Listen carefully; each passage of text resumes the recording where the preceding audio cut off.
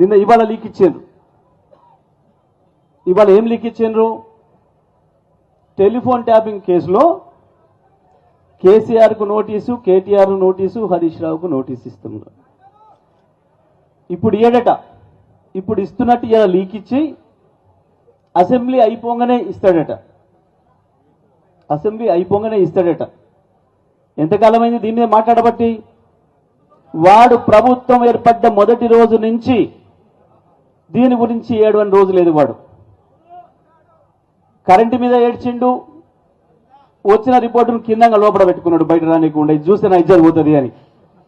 కేసీఆర్ మల్లెపూలాగా ఉన్నాడు రా కొడుక, ఇలా ఏమీ లేదు, కేసీఆర్ చాలా అద్భుతం చేసిండు, 24 గంటల కరెంట్ ఇచ్చి ఈ దేశానికి బుద్ధి చెప్పిండు, మొత్తం మీ బీజేపీ కాంగ్రెస్ కూడా ఉంది దాంట్లో రిపోర్ట్. మనిషి అన్న కడపని చూడబెట్టుకున్నాడు కొడుకు. కాళేశ్వరం ఎగిరిండు.